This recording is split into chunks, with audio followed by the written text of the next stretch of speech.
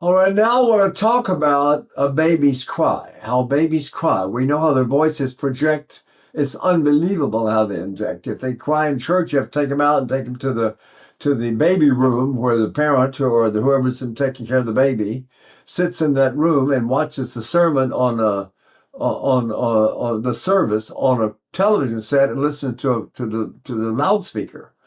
Because once the baby cries, the preacher can't be heard anyway. The baby's voice dominates huge spaces. You go into Walmart or Costco, some huge box store, and walk in the front door, and some baby's crying way back in the farthest corner, and the voice is just filling that space.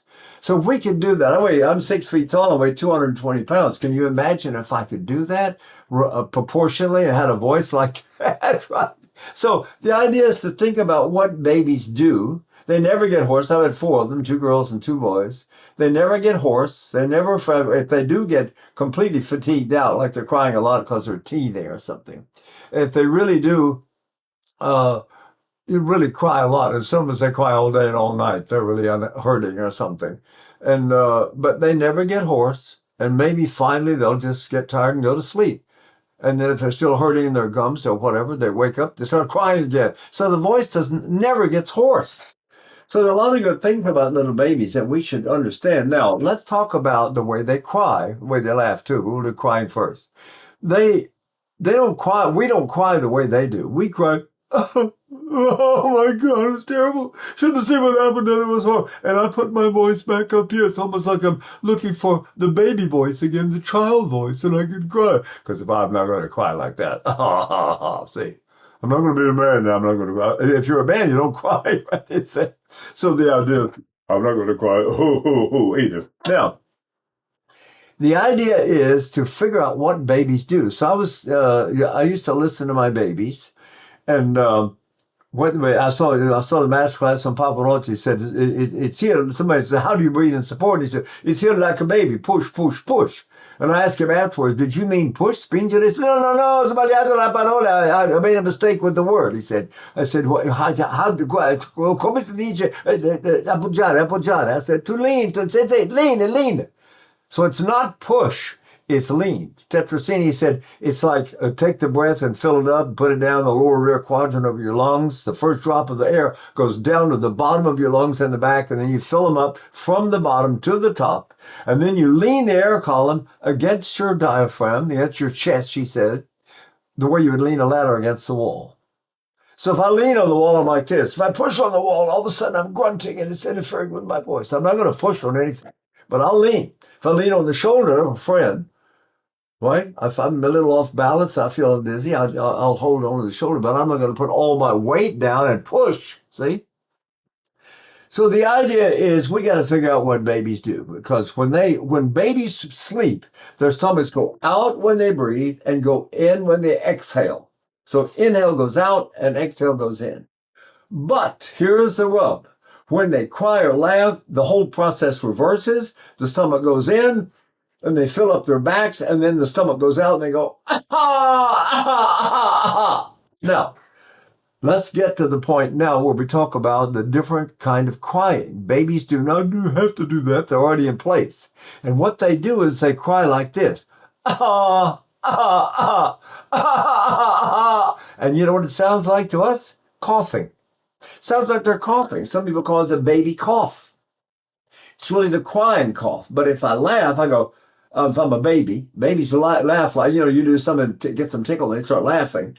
And they go, ha, ha, ha, ha, ha, ha, ha, and it's the same thing as crying. And this is something that we have to, if we can possibly understand it and how to do it. You can hear me prepare to go, ah, like that. Now, the whole idea for singing is once I can establish the awareness of how I do that, and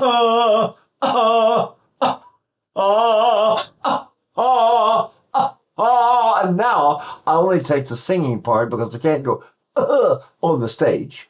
So I'll take the singing part and go like this.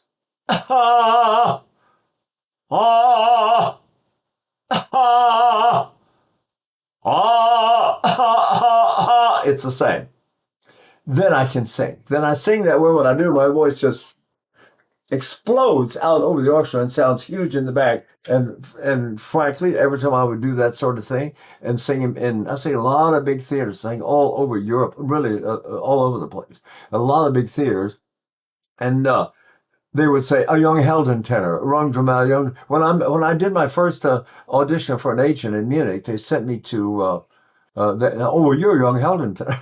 So then they sent me to the Hessen State Theater in Wiesbaden, and I sang for them. This, oh, you're a big voice. You're a dramatic tenor, aren't you? I said, I don't know. Everybody's been telling me for a long time that I'm a young Helden tenor. And they said, well, we want you here. We want you here. And we want you to open and sing Otello for us at the opening next season. Well, at the time, I was 25. I said, Otello, should I sing Otello? So I went home and got the score and went through the piano, and I could do it, no problem. So I called them back and said, okay, I'll do it for you next autumn. We'll open the season with that. I said, okay. Well, during the summer, I had a kind of an accident. We were playing touch football in Aspen, Colorado. I went out to the music festival there, and someone was supposed to be touch. You know, we played touch or pull the rags out of your pants or that sort of. And somebody really hit me, and they separated my ribs on the left side. So I was wearing a corset. I was like this. I'm squeezed up trying to hold my ribs together. That's the way they treated it in those days. I don't know what they do now. Um, but that was about 1963, so it's a long time ago. Um, anyway, so I wrote them, and I got the friends of mine to call them, and then I wrote them, and I said, I'm not going to be able to do Otello to open the season. I've got a big injury in my ribs. I'll do it later in the year once I recover, but I can't do it. I can't open the season. I can't sing it, in September. I need to recover. So anyway, so they wrote me back and said, well, would you mind helping us out then and just sing the lyric tenor part? Cassio has a little aria, a little arietta. I said, oh, sure, I'll do that for you. So I had my corset.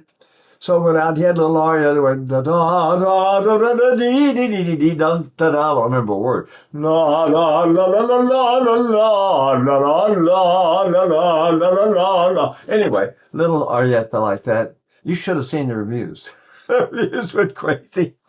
And they said, Trimble has the most beautiful tenor voice that we've heard in Germany in the past 75 years. Now, this was both wonderful and fantastic that they liked me, but it was also a big problem, very embarrassing and very troublesome because I was hired and had a contract with obligations in it to sing all the big dramatic parts. And so the management got bombarded for hiring me, thinking I was some kind of big young Helden tenor, when the truth was that I was a lyric tenor. Anyway, they adjusted. They hired another. They were fortunate. They hired another Helden tenor named Hermann Esser, who was a big, strong guy and sang all those big, heavy parts. And I sang from then on. I'd say nothing but lyric parts. They wouldn't let me sing Così fan tutte or Barbara Seville or any of those parts because I loved them so much. But I sang all the Toscas, and I sang, of course, Bohème. I sang all the Puccini, all the Verdi. Anything that came up, I sang a lot of oddball parts. I sang, um, um, I sang a lot of Freischütz. Sang Freischütz a lot. And Magic Flute was the only Mozart role they would let me do in the lyric repertoire. Then I did Idomeneo, which was all over the place in Germany in those years. So I sang Idomeneo everywhere. Right? And of course, it's a much more dramatic part because I wasn't much at home in that. But my voice was not as impressive in that as it was when I was singing the lyric music. My lyric music, it's more sounding bigger. But anyway, during all this time, part of my recovery was I had to find a way to sing that didn't depend so much on that dramatic grunt I was using. I'll make a video one day, the story about how I became a tenor, but it's sort of in it because I sang as a bass. And anyway, so what the point I want to make today was that the voice I used was that one. And I would learn how not to put up on the stage, but I would remember what happens when I do that. And then I would sing that way. And of course, I sang Otello at home. Santa memoria. I mean, I can still sing all the notes. And then they started offering me Tristan and Tannhäuser and Siegfried. I was 25 at the time or something. And so then I went to sing for Lauritz Melchior because I went back to New York. You know, I was recovering finally after I recovered some in Colorado. Then I went to New York. Home was in New York in those days. And so I went to Lauritz Melchior was there in New York. So I went to see Melchior and I said, you know, telling my story. And I sang Lohengrin for him. And he said, wait a minute, why are you singing? What are you doing here? Why are you singing Lohengrin? Why did you come to me? What are you doing? I said, well, everybody tells me I'm a young Helden tenor. I want to win your prize. The prize was $50,000 if you could win the prize. And I had won every competition I was in up to that point. I was competition, you know, the favorite. I was one of those people that knew how to sing competitions. And so he said, what? You were here for what? I said, to enter the competition. You're Helden. What? Where did you get this ridiculous idea? You are not a Helden tenor. You are a lyric tenor. What is it? I said, but everybody keeps telling me I'm a young Helden. Oh, this is all the nonsense. You must not listen to these people that know nothing. Ask someone who has sung all these parts. Then you will get an answer. You are a lyric tenor. You're a big voice. You are in Italy, they call lirico forte. You have a big lyric voice, but it's still a big voice. But still, this has nothing to do with what the problems of being a heroic tenor, because you have to sing in the middle voice with the orchestra playing 120, 130 players playing your notes dramatically, and you have to have the voice to go over this. Now, you must understand that you have three voices. You have the intimate voice. Oh, please don't leave me. I love you so much. That voice. Said, I have a 15-minute duet in the first act of Tristan. He said, yeah, I have a 15-minute duet in Tristan. It's all mezzo voce. You must learn to sing mezzo. That's one voice. Your second voice is the conversational voice we're talking with right now. Then you have your yelling voice. And you yell, you cross the tree over there. We're supposed to meet where I am. And my friend is over there. I'm going, hey, here I am. Over. I cannot talk to him with a conversational voice, folks. Hey, here I am. Come over here. Or the intimate voice. I say, here I am. Come over here. You understand? What you must not do when you sing is yell. Your voice will not last. Like you go to a ball game. After the ball game, everybody's hoarse, been screaming bravo or whatever, my team. So, and everybody's hoarse. The voice is not designed to sustain this type of pressure, which happens when the vocal cords jam together to make that bigger voice. And lots of breath comes up to make that sound. And this is what will ruin your voice. If you're lucky, if you sing 5 years, probably you will lose it sooner if you do those big ones. Because everybody was offering me Tristan, Tannhäuser, and both Siegfrieds. They offered me the Siegfried in the opera Siegfried and the Siegfried in the opera Götterdämmerung. And he said, you cannot sing any of those. Those are the big four. You stay away from those. You can sing the easy ones. I said, the easy ones, one of the easy ones. Well, you know, Lohengrin is, and Meistersinger from Nuremberg. I said, wait a minute. Meistersinger is 5.5 hours long. He said, oh, that did nothing. That did nothing. You won't think nothing when you sing that. And I sang it. I had probably the biggest success I've ever had with any role. That was later, though. It was a couple of years later. But I sang Meistersinger, and I agreed to start doing those. On his recommendation, I did the lyric ones, the so-called easy ones. But it's, my friends, it's not easy to sing 5.5 hours and have your big aria. If you know the aria from that opera from the tenor, it comes right at the end of the opera. Probably after 5 hours and 15 minutes. You have to sing, if you know this aria, it goes like this. Whoop, come on. It goes, Morgenlicht leuchtend im rosigen Schein, von Blüt und Duft, geschwellt die Luft, und alle Wonne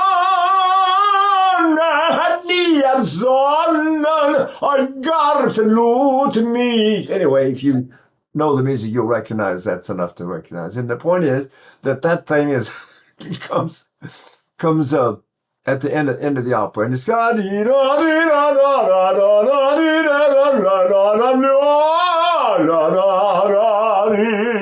was schien von mir befreit, am lichten Tagessonnen und sang es sich gewonnen. It goes on and on like this, right? For 5.5 hours with we had a 125-piece orchestra. And I told Melchior, oh, you're lucky. Very often they play 140, 150 players. I said, what? Don't say that. Don't worry, you have no problem with this music. So sometimes somebody guides you wrong. Anyway, the point I started out to make was the baby's coughing cry. If you can identify it, you go, ah, ah, ah, and then you go, ah. And then you sing, am stillen Himmel in Winterzeit, von Morgen hoch mir eingeschneit, right? And I'm going,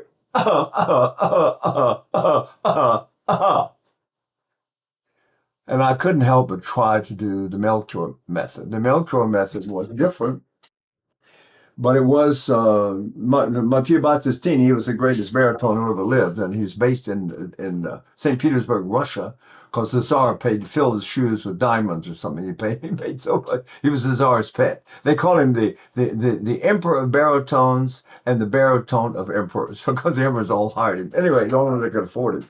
But they asked him, how do you sing?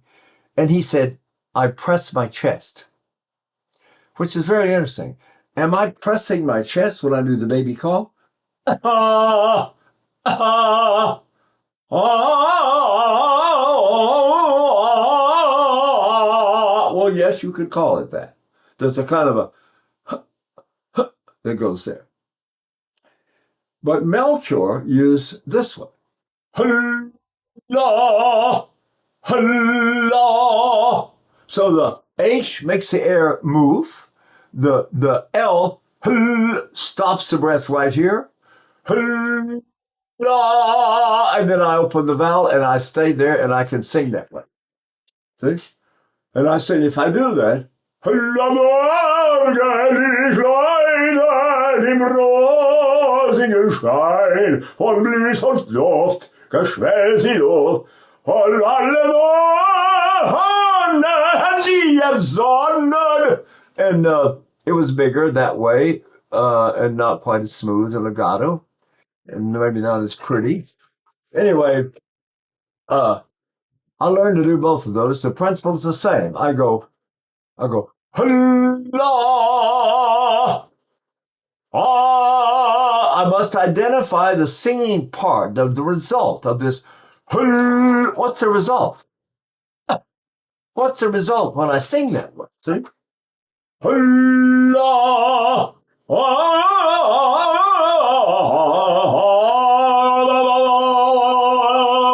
Everything's loose. I'm not working here at all. Where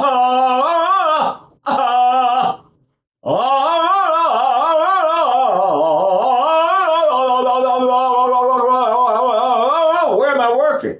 Between my back and my front. See? As Richard Turner said, you breathe behind you and sing in front of you. I asked Giovanni Martinelli, what did they teach you about how to breathe when you were a young tenor? He says, tutto qui, qui. You breathe there, right? And he said, well, where do you sing? He said, qui. So they were all saying the same thing. They were saying, breathe behind you and sing in front of you. Richard Tucker, that was one of Richard Tucker's famous, sing in front, sing behind you, breathe behind you and sing in front of you. And one day I was there with Faustino Diaz and Shirley Barrett, and the three of us were sitting listening to Tucker's coach. She was having a coaching. And he sang some fabulous high note. And he stopped and he said, you see, the voice does nothing. The breath does everything. See?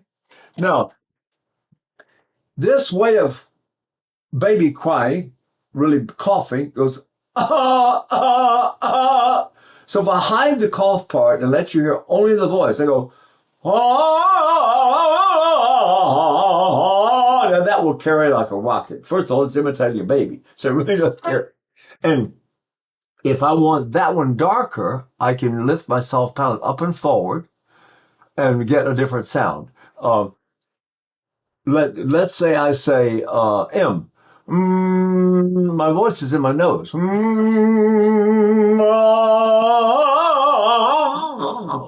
I can sing there.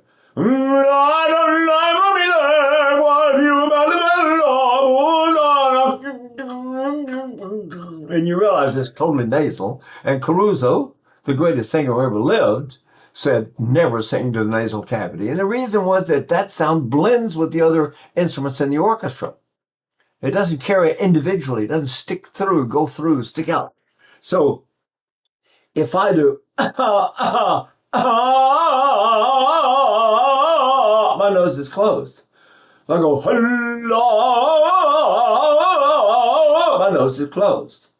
But I can also close it deliberately if I want to by going, I'm going to try to say M-B.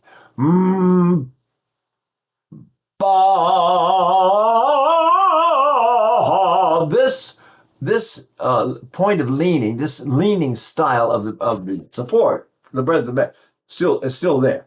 I can go,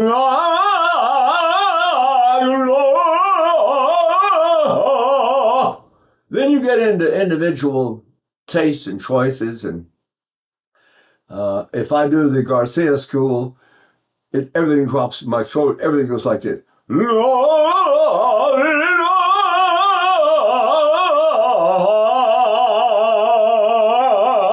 It's right here. And it's not in my nose. But the difference is that the phonation of the vowels is this way. Oh, because I'm not doing anything. I'm sound asleep. I wake up in the middle of the night and go, oh, I'm not using my throat at all. Then Lampetti came along, especially Lampetti Jr., who wrote a book that came out 18 years after Garcia's book. And he said, what happened to the ah vowel, though? What happened to that? This is the Italian language, and we have words like the ah vowel that's in the Italian word S-T-A-I, stai. What happens to that ah? Stai. Stai means, how are you, really? What? You are. It means your state of being. How are you? It would be, come stai. How are you? Or, right? You could say, cosa fai? What are you doing? Che cosa sai? What do you know?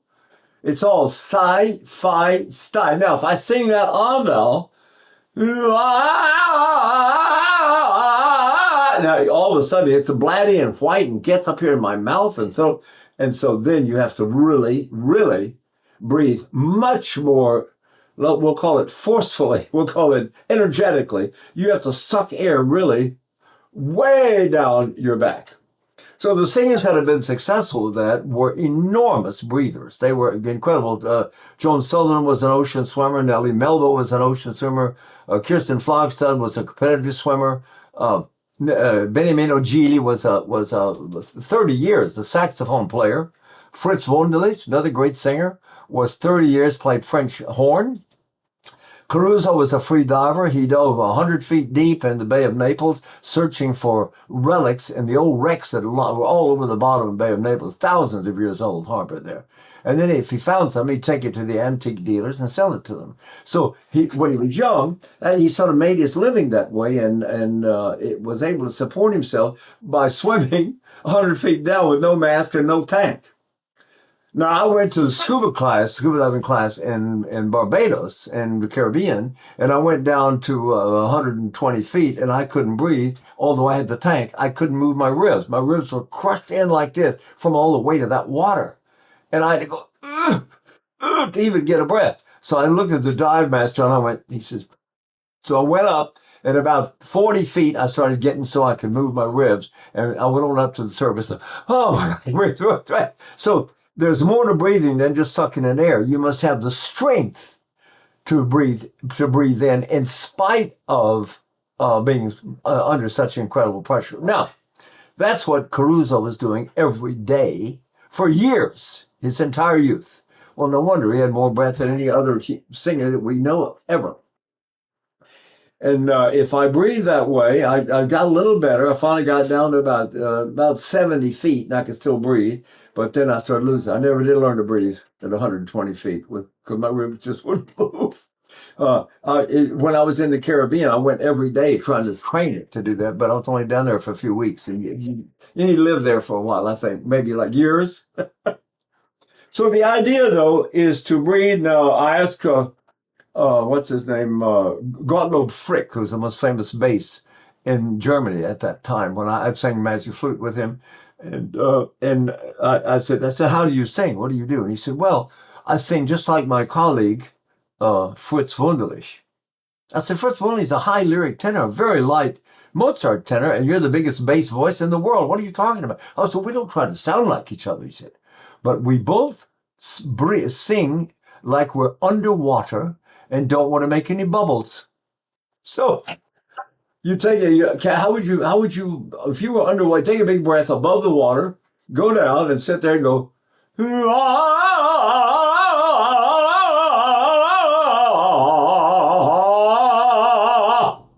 see?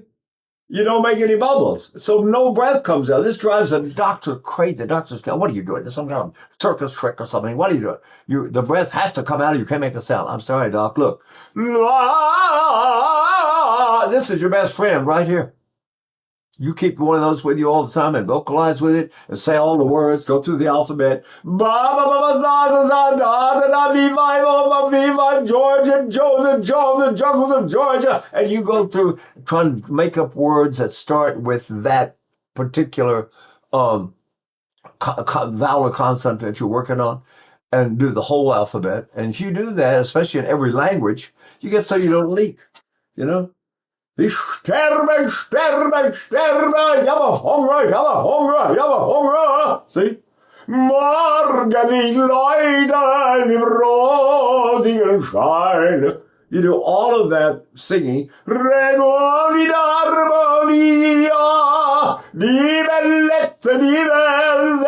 if you get it right, you can say sty all you want to and keep your voice clear and metallic and open. And but you have to have more strength down here to sing that way than you do this way. Just like playing a saxophone or a clarinet. You have a long air column. It's narrow, but it's this big. It goes all the way down.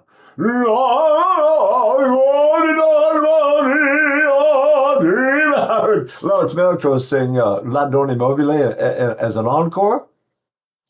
In New York, he sang with the Scandinavian Men's Chorus and did all Scandinavian music. But then, for fun, at the end, he did La Donna Mobile as an encore. And let me find the right key. He sang it like this. La Donna Mobile, what you want,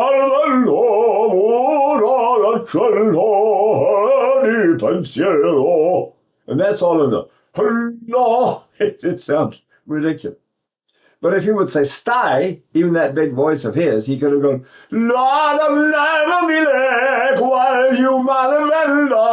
so today in our modern world, people really do prefer the sty formation to sing through. The old Garcia, maybe acceptable. My wife, Pamela, says that she thinks that's a better technique maybe for basses and baritones, but not for tenors. All right, so you hope we get the idea. You go, la, ah, ah, ah, and you try to keep whatever happens when I do, la, ah. See, something's happening. There are other ones we can use. There's the cutoff.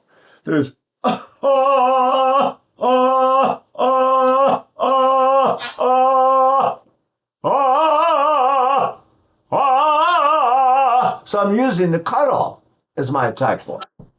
Anyway, to be continued. Okay? Okay, bye. Thank you.